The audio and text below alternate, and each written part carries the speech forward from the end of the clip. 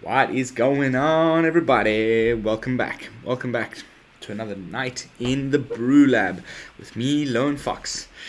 Tonight, in the BrewLab, we're going to finally get to the bottom of this comprehensive set review. I am one day before the actual set gets released, so in the nick of time. But as you can see, the background is different behind me. I am finally in Lisbon, and I will be in this little apartment, lovely little apartment in Lisbon with good Wi-Fi for the next 5 nights straight, right into the set release. And I have plenty of good, better quality content than, me falling asleep at my desk like last night on a farm in the middle of nowhere. But just more stable, same day every day, same hour every day, same location, good internet connection, and a much less exhausted me, because I won't have to be running around my son like a madman on a dangerous farm. We're back in a normal apartment. And then after that, I'm going to spend one night at my sister-in-law's, who's also got a lovely house. And then from the 21st to the 28th, I will be in North Portugal in another town called Porto, where we've also got an apartment on Airbnb. So stable, consistent content from now on, I promise. But I'm rambling again. I want to just pick up where we left off. We're almost at the end. This is going to be a short, quick little sort of capstone to the spoiler season, because tomorrow the set releases on Arena, and we've only got the rares and mythics and a few uncommons left to get through, so the best is yet to come. And I'm just going to pick straight up where I left off last night with Turn the Earth. Instant speed, 1 green. Choose up to 3 target cards in graveyards. The owners of those cards shuffle them into their libraries. You gain 2 life. That's pretty cool. That's pretty nice. It's kind of like the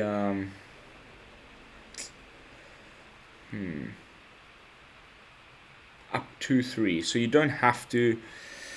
If your opponents, if you don't want to shuffle any of your opponent's cards into his grave, into their libraries, and just your own, or vice versa, could you?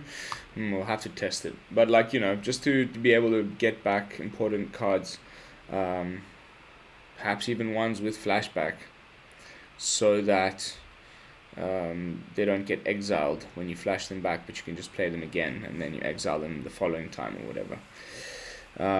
Interesting. Have to see where that ends up. Next up, Fangblade Brigand. A human werewolf for 4 mana. It's a 3/4. It's not a bad 4-drop. It has an activated ability that can be done multiple times, not just once per turn, when it gets +1/+0 and gains first strike. So you could, dump a bunch of mana into it and block a much bigger creature. That's not bad at all, actually. We'll have to see what the backside of it is. Because it's one of these daybound, nightbound guys. The backside is a 4/5, and you can pay 2 to give it, and it becomes the name becomes the Fangblade Eviscerator. You can pay 2 to have it gain +1. Okay, so that's the same ability, but then it gains 1 more ability that says creatures you control get +2/+0 until end of turn. So kind of like a tribal. That's pretty sweet. Could be pretty damn sweet, actually. I still haven't seen all of the werewolves, and I haven't really yet built a werewolf deck. I'm going to actually get down to that after the stream, in preparation for tomorrow. I've only got a zombie one and a vampire one queued up, and I just need to get cracking and theory craft at least another 4 or 5 today, in preparation for tomorrow. And the first one I'm going to do is my werewolf deck, and I still haven't seen anything that would be better than this in the 4-drop slot yet. So who knows? Maybe just as a 2-of, that can be quite a potent anthem effect slash pump. Nice. Next up, Covert Cat Purse. Oh, Cut Purse. When Covert Cat Purse enters the battlefield, destroy target creature you don't control that was dealt damage this turn. I don't like that. I've never played a card that says that. There's been a few already in the last couple of sets with the same stipulation that was dealt damage this turn. And so I guess you like block something bigger than you. Your creature dies, and then in your second main phase you cast this guy, and then that creature that you blocked, that blocked you. So you kind of trick them. You attack with something that's smaller. Maybe one of your bigger creatures gets through, they block the smaller one. They think they've saved their creature, and then you play this in your second main phase and that creature dies. That's actually pretty sweet, I guess. And then it's got Disturb. You can cast it for 5 from your graveyard, and it comes back as a 2/2 Spirit Rogue with Flying Death Touch. It's cool that all the things, I only really clicked to this today. I was watching another spoiler video. All of the disturbed creatures are spirits, because they come back reanimated from the graveyard as in their spirit form. Spirit tribally stuff with Disturbed actually got my cogs turning. We've already seen here the Nebelgast Intruder, and there's plenty more. There's a rare that we'll get to that has anthem effect for all spirits. There's some good spirits, and we've still got Kaya, maybe some sort of Esper control spirits thing, or mid-range spirits thing. I need to. I can't wait to get crafting. My wife's giving me the day off tomorrow. As soon as the set drops, I'm just gonna be non-stop. Like, probably just buy like a bunch of Red Bull and stay up all night. It's gonna be epic. Next up, Mysterious Tomb. This I have actually seen on no other spoiler videos. Domo Misterioso. So on the front side, it's where's the English? Draw a card. So pay 2 to transform it and draw a card, and then it becomes Chilling Chronicle, where you can pay 1 to tap non-land permanent, transform it again. Wow! So you can. Okay, no, you can't do that. I guess when it transforms, it untaps.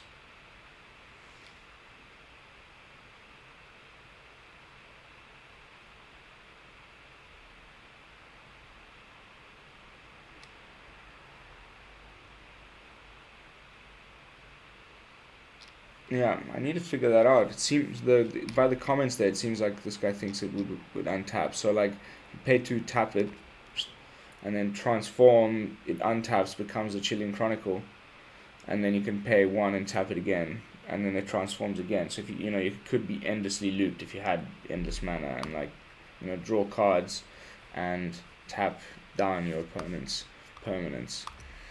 That's pretty nice. If that's how that ends up working, then that's a really good card. We'll have to test that. I wonder what the official ruling is on that. Next up, Loyal Griff. 3 mana for a 2/2 flash flying. When it ETBs, you may return another creature you control to its owner's hand. So it's kind of like that Shepherd guy with that vent from Eldraine. You can like bounce, flicker or bounce one of your creatures back to your hand. Save it with the Loyal Griff. It's got flash. For 3 for 2/2 would be nice if it was like a 2/3 or a 3/2. But still, it's okay. It's not a horrible card. I just don't see where it would fit. It's a little bit like this 3 mana slot again in mono white. I don't know how many times I'm going to say this by the time we reach the end of the stream. I mean, look, there's one, there's another one.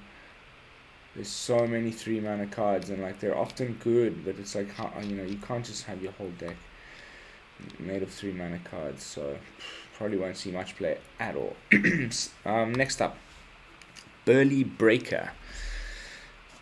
Another werewolf. It's an expensive one. 5 mana, 3 colorless 2 green for a human werewolf with ward 1. And it's daybound, and then when it's nightbound, it's ward 3, and it becomes an 8/7 called Dire Strain Demolisher. I don't know.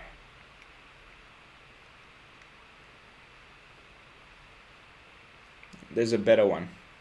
We'll get to it. They cost the same amount. Next up, Flame Channeler. Oh, beg your pardon. Shouldn't click there.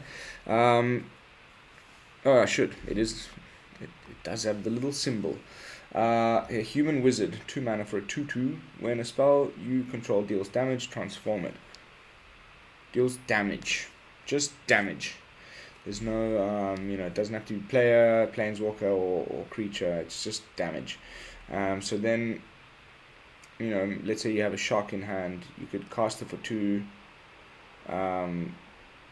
Shock something.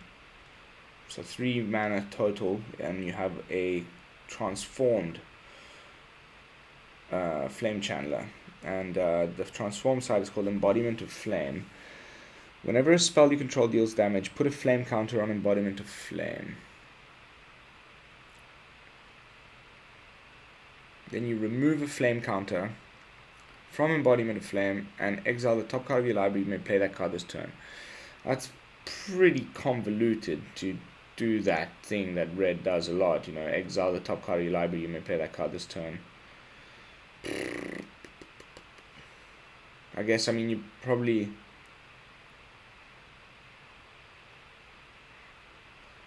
This is really where I don't get it.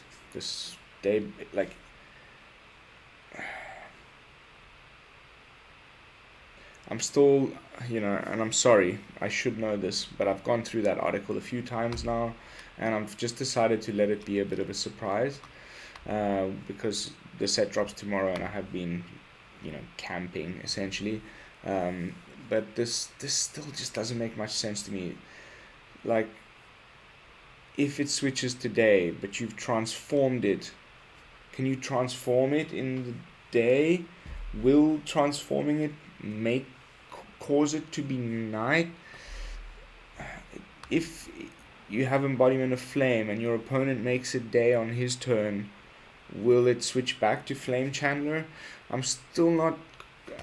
I guess transform and day and night are different things, but then why is there a sun and a moon in this card?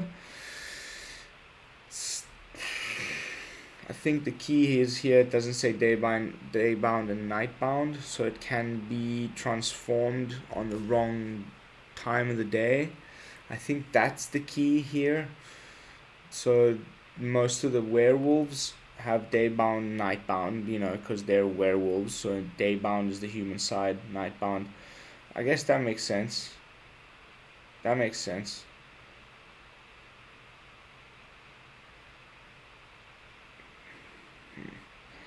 gonna have to, I'm really, but then what about Mysterious Tomb?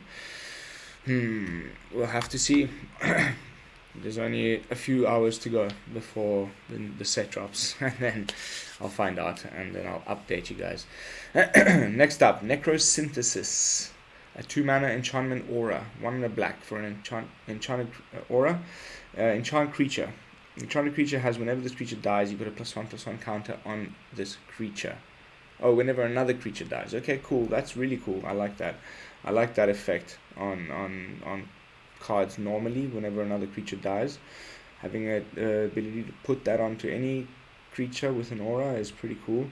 When enchanted creature dies, look at the top X card. Oh yeah, and where X is the power. That's actually really cool. I think there's 2 things in black that do the same effect on in this set. The other one is this one here, I think. Similar. So check it out. That's actually really nice. When it dies, you look at the top X cards of your library, where X is the power of the the card that died with the enchantment aura on it. You put one of those cards in your hand and the rest in the bottom of your library. Okay, so that's why it's uncommon. The other one's rare. But you'll see when I get to it. Yeah, if you're going to be playing something like this, you probably want both of those in your graveyard. I mean, in your deck, and do some sort of a mono black auras aggro type thing. That would be cool. That would be interesting to see. There's also a curse deck going on. We haven't seen too many of the curses yet. I think they're all rare. So much to do. Okay, this card apparently is like, ooh, everyone's freaking out about this thing. Delver of Secrets. Uncommon, 1 mana for a 1/1 human wizard. At the beginning of your upkeep, look at the top card of your library. You may reveal that card. If an instant or sorcery card is revealed this way, transform it. And then it becomes a 3/2 flying. I guess that's pretty freaking good. I think that is obviously pretty damn good, right? It's basically a 1 mana 3/2 in some sort of a spellcasty deck. I've already seen people putting this in things with Demi-Lich, all the usual suspects. Prismari mostly, spellcaster deck, Jeskai, spell deck. So you got lots of instants and sorceries to reveal that way, and you can often turn it into a 3/2. Interesting. I think I'm gonna, because I'm such a bad blue mage, I'm gonna have to go and like snipe other people's streams and check out other decks on either hub when the set drops, and see what people do with this, and then see if I can like get it, and then try my own hand at building a deck around it. Next up, Sunset Revelry. 2 mana, 1 and a white for a sorcery. If an opponent has more life, this is a really good card. I've seen this card. If an opponent has more life than you, you gain 4 life. If your opponent controls more creatures than you, create 2 white human 1/1 creature tokens. If an opponent has more cards in hand than you, draw a card. So potentially, you can, because I mean you're never going to cast this unless at least one of those conditions is met. But the best situation would be that you gain 4 life, put 2 1/1s on the battlefield, and draw a card for 2 mana. I think this is going to see loads of play. I'm definitely going to play it. That is a really good card for white.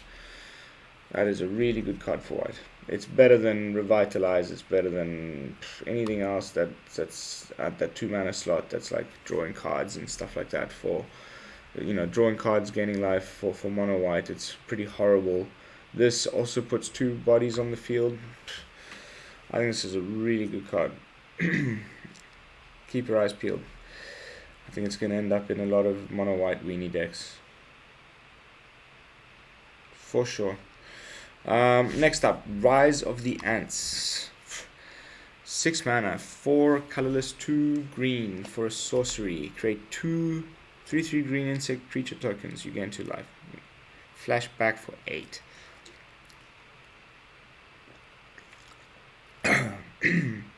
Beg your pardon. Now that's a rubbish card. Don't play that card. Next up, Lunar Frenzy. This looks really cool, and like the flavor makes it, really feel as if it's meant to be played in a werewolf deck. I mean, the person's transforming into a werewolf, and Lunar Frenzy, with lycanthropy, and it's a really, really good finisher. Like, I think this is phenomenal because it's cheap. X and 1 red, instant speed. Target creature you control gets first strike and trample, and gains +X/+0. That is just so good. They block, you pump, you kill their creature and get through. First strike and trample together is deadly.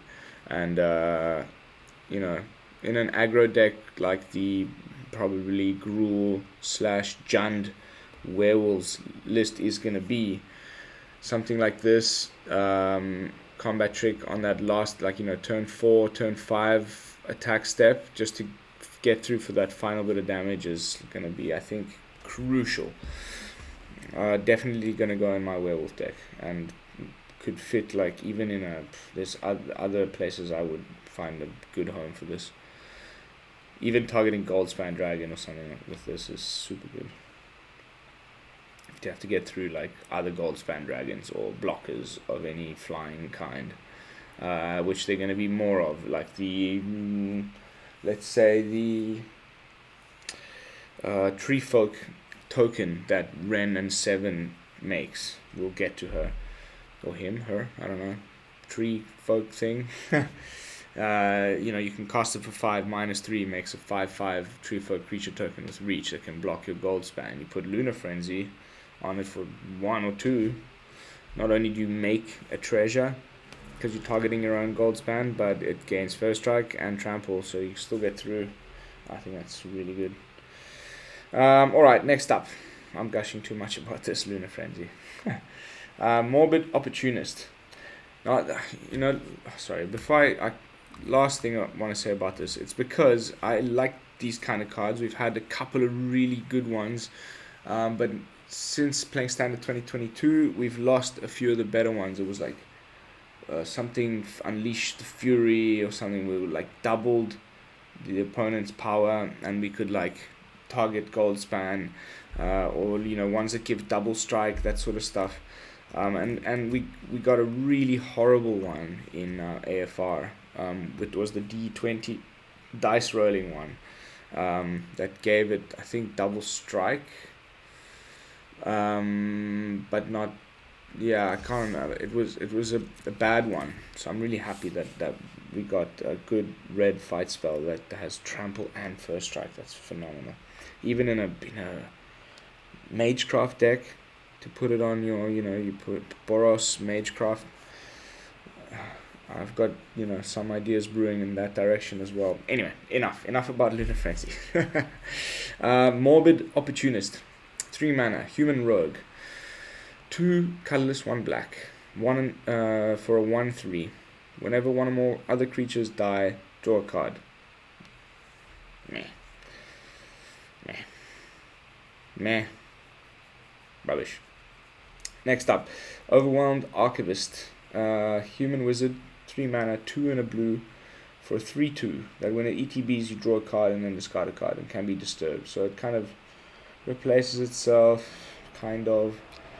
And then when you cast it for its disturb, cost of 3, it comes back as a 2/1 flying.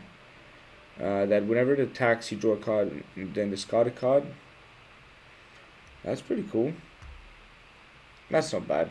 Might see some play. I'm not sure where I would put that, but it's actually not that bad.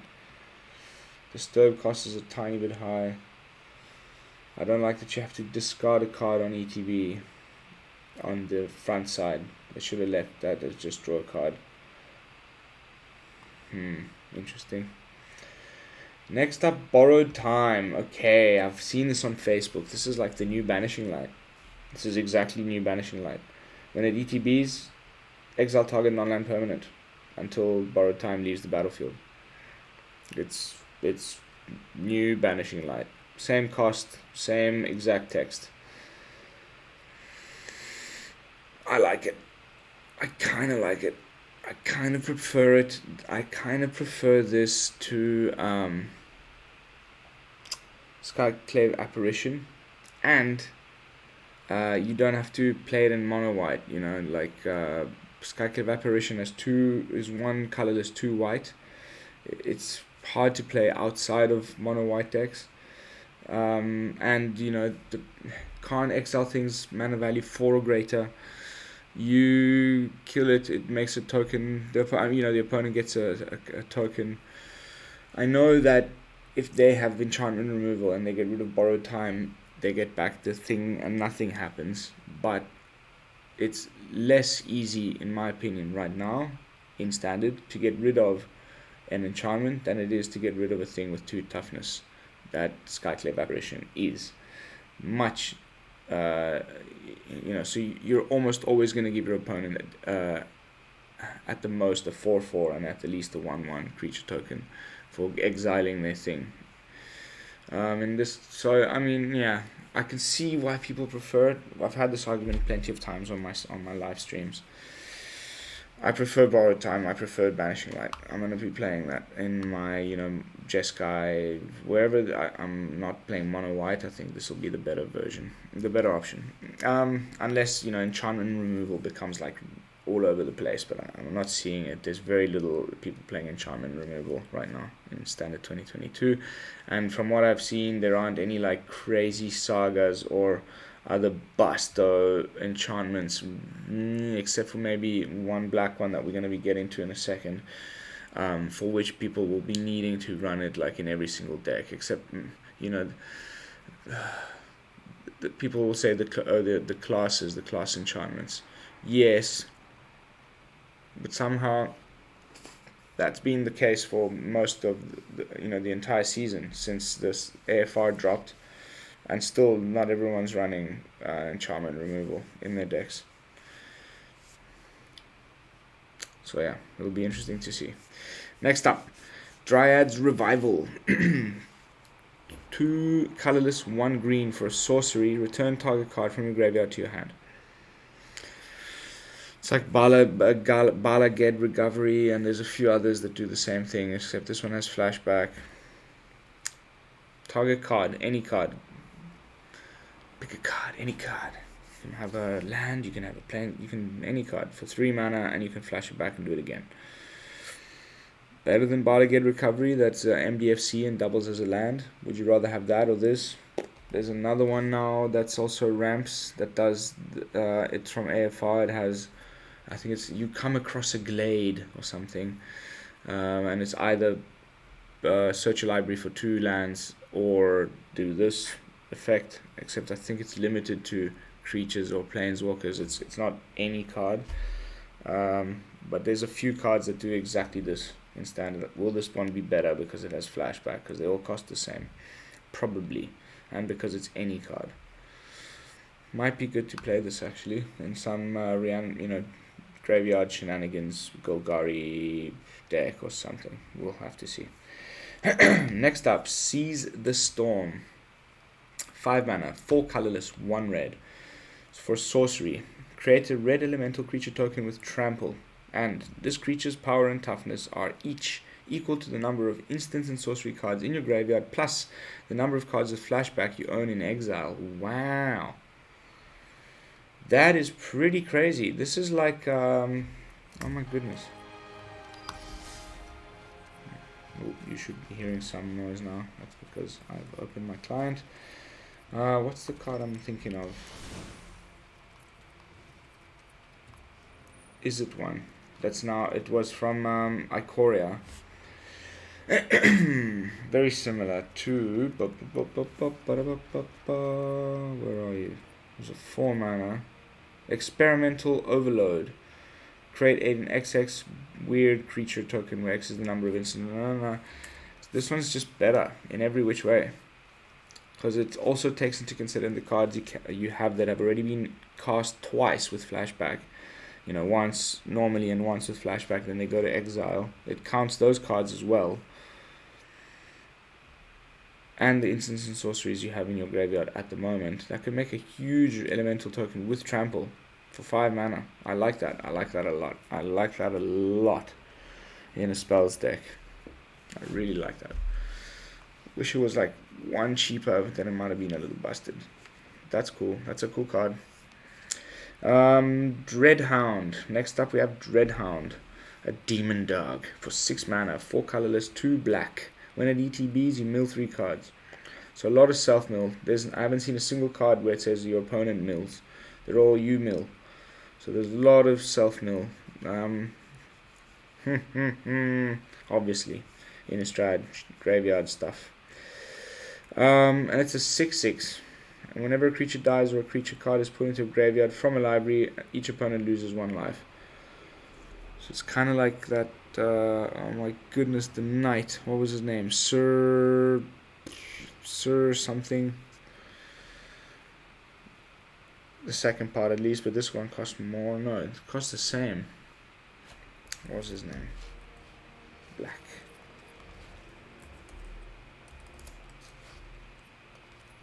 Sir Conrad the Grim. How much was Sir Conrad the Grim? 3 for 5. This is 6, and it's a 6/6. Conrad was a 5/4. But yeah, similar things. Whenever leaves your graveyard, or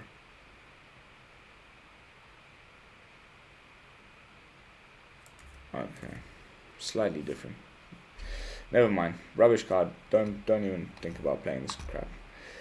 Too expensive. Doesn't do anything. I mean, you could be reanimating this thing, I guess.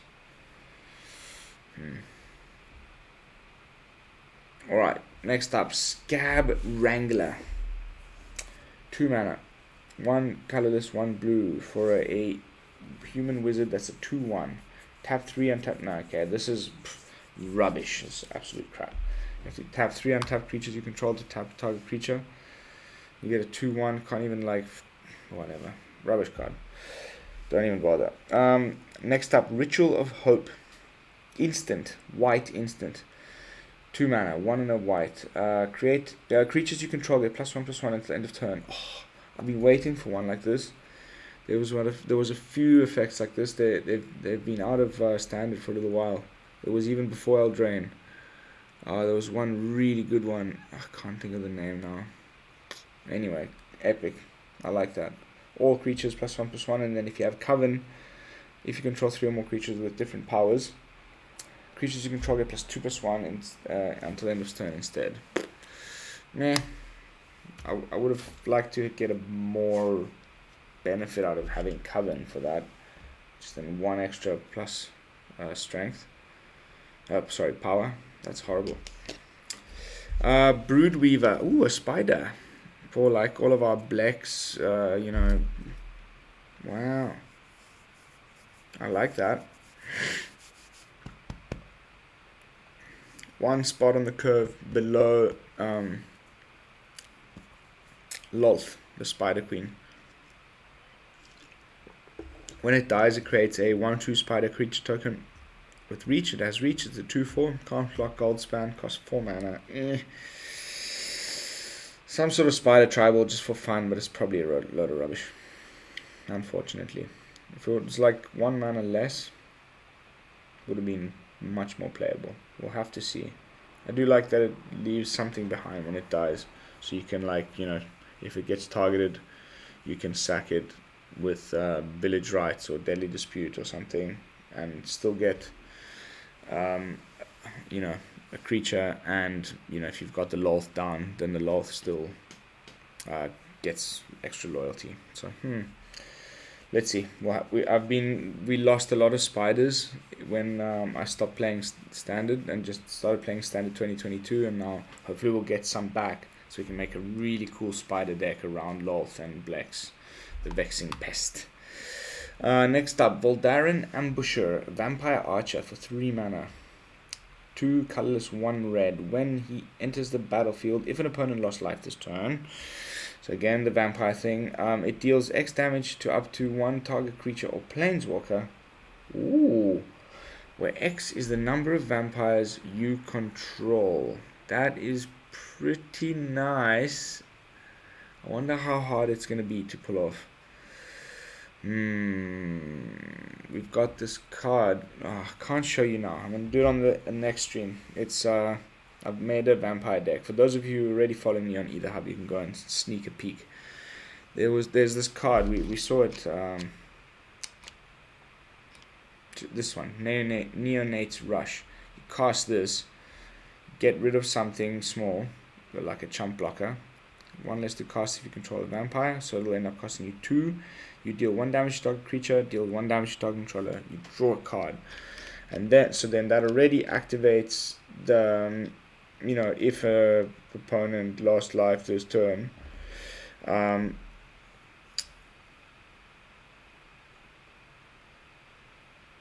then this one triggers when it ETBs. So yeah, then you attack with your squad. Second main phase, cast this guy. You've got like 4 or 5 vampires in play. You can deal it straight to not to face. Okay, that's kind of crap. I thought it was to face. It's to creature or planeswalker. Alright. We'll have to see. Interesting. Next up, Blood Tithe Collector. A vampire again, a noble. When it ETBs, if an opponent lost life this turn, each opponent discards a card. 3/4 with flying. For 5 mana. That's rubbish.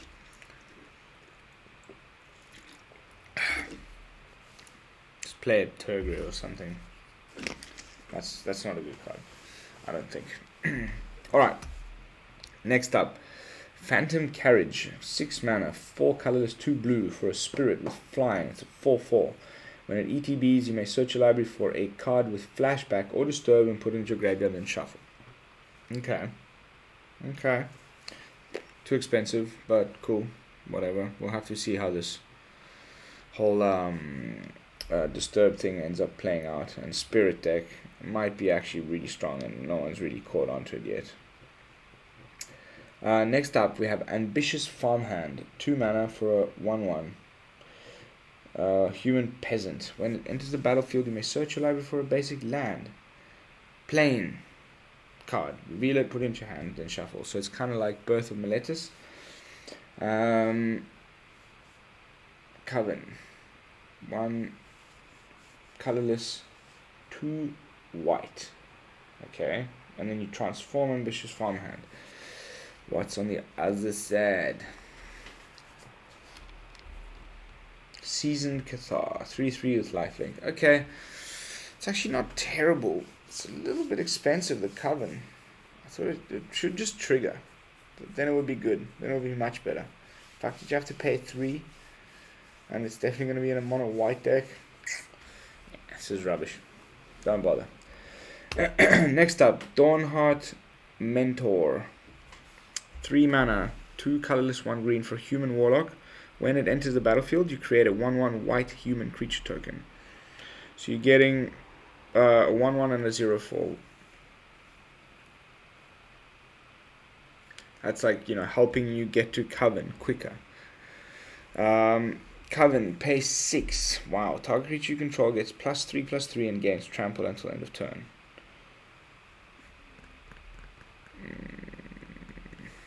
Interesting. We'll have to see. Once again. Gosh, this is taking forever. I'm getting tired again. Oh my goodness, we're never going to get through all of these. I might just need to have a coffee or something. Purifying Dragon. 5 mana. For a 4/3. 3 colorless, 2 red. With flying. When it ETBs, it deals 1 damage. No, when it attacks, it deals 1 damage to target creature defending player controls. If that creature is a zombie, Purifying deals 2 damage to it instead. Zombie hate dragon sideboard card. 5 mana is too much. Stat line's not too good. Weird card. Zombie hate. Cool. I like the drawing. It's like seems like he's just frying a bunch of zombies right there. But yeah, I probably won't see too much play. Maybe a 1 or 2 on some sideboards, depending on how the meta goes with the zombies. Whoopa. Next up, we have Vengeful Strangler. A human rogue. Vengeful Strangler cannot block. And when it dies, you return it to the battlefield under your control, attached to target creature or opponents. What? Okay, so obviously the other side must be a aura. Cool. Creature enchanted. Blah, blah, blah. Words. Reading. So the other side is called Strangling Gasp, and it's an aura, not an equipment. And when it enters the beginning of your upkeep, enchanted permanent controller sacrifices a non-land permanent and loses 1 life. They had this already in Ikoria, I think it was. Super annoying.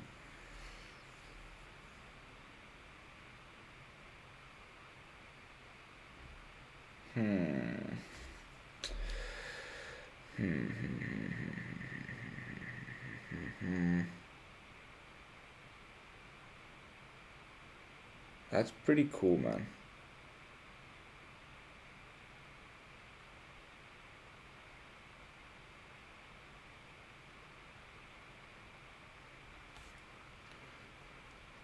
Non-land permanent and loses 1 life. So he's probably just gonna sacrifice this and okay. Sorry, I thought it could be better. Never mind, I'm getting lost here. Firmament Sage. 3 mana and 3 colorless and 1 blue for a human wizard. It's night. If it's night, okay. So this starts the night and day cycle. It's one of those cards that does that. Whenever the day becomes night or night becomes day, you draw a card. That's actually pretty good. That can happen on the opponent's turn, obviously. So you can be drawing a card, an extra card on 2 cards a turn on your turn, and then 1 in the opponent's. That's really good. That's really good.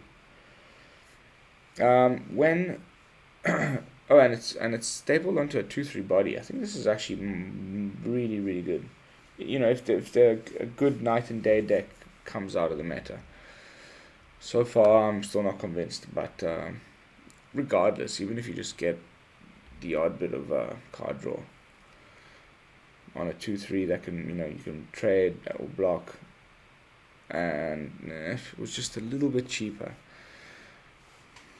There's better things in for blue that can draw you cards. I have to see. Next up, Odric's Outrider. 4 mana, 3 colorless, 1 white for human knight. When it or another creature you control dies, you put a 1/1 counter on target creature you control. Okay, nothing too good there either. Next up we have Outland Liberator. This is, I think, going to be the basis of some sort of a Simic werewolf. There's another card here that I want to show you. Where is it? Can't be blocked. Is it blue?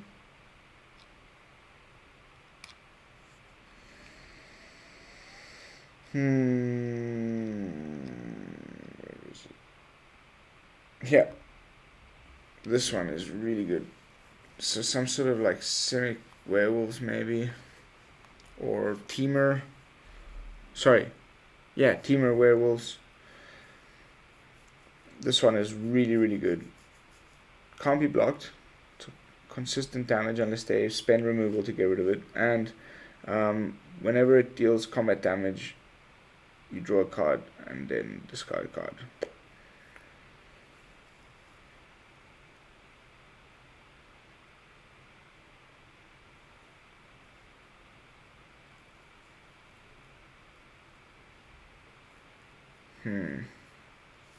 Just like getting zoned out on this card. I think it's really, really, really good. Seafaring so the backside deals combat damage to a player, you draw a card every time.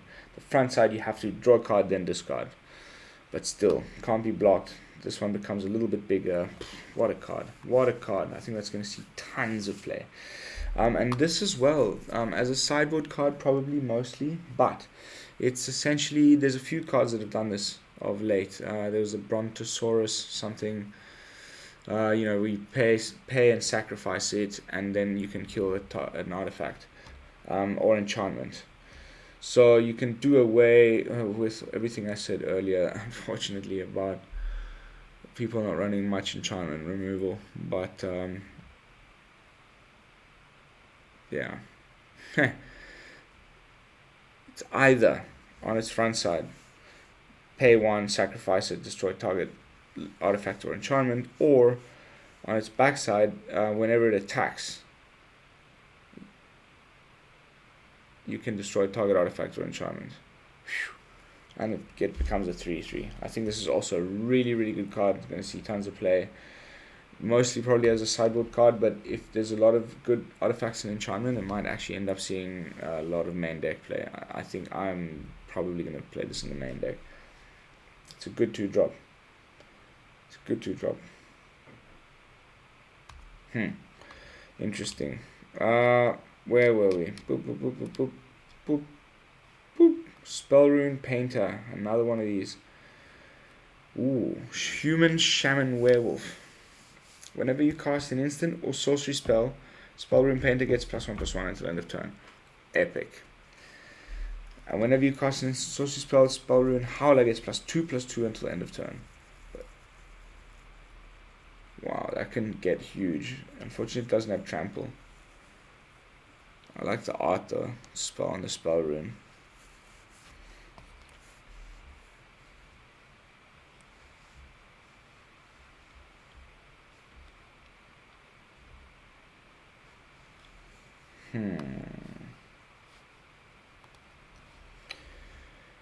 Interesting. Pretty good. Pretty good. Again, this 3 mana value. It's really stacked right now. We'll have to see where this fits, but I like it. Next up, Stormkirk Blood Thief. 3 mana. 2 colorless, 1 blue, 1 black, sorry. For a vampire rogue, that's a 2/2. And at the beginning of the end step, if an opponent lost life this turn, you put a +1/+1 counter on target vampire you control. I like this one. I kind of like this one. It's going to go in my vampire deck. I didn't see this one when I was doing the vampire deck. Buff your whole squad at the end step. I've got a really good idea for the vampire deck. I'm just really can't wait to try it out. Like, if this works. Next up, Fading Hope. 1 mana, instant. Return target creature to its owner's hand.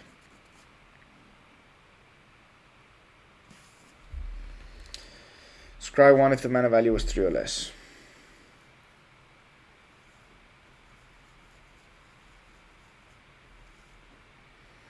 It's just like better unsummon, no?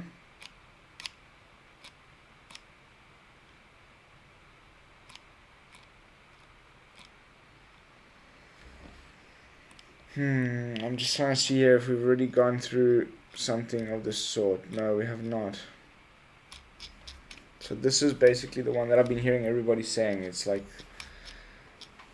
another the upgraded unsummon, kind of like they've been doing these, you know, the play with fire, updated shock, etc. You can return a target creature to its owner's hand, period. But then if its mana value was 3 or less, you can also scry 1. I think that's pretty good. Alright, Bereaved Survivor. 3 mana in white for a 2/1. And when another creature you control dies, you transform it. Okay, the backside better be freaking amazing. Comes Dauntless Avenger, the 3/2. When Dauntless Avenger attacks, return target creature card with mana value 2 or less from your graveyard to the battlefield. What? Attack? Okay. Ooh. Interesting. Whenever Dauntless Avenger attacks, return target creature card with mana value 2 or less. 2 or less. Tapped and attacking. Well,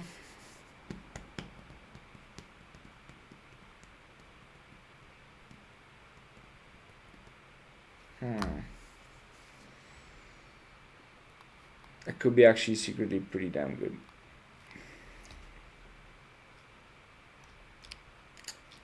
Alright, I am going to pull another fast one on you guys.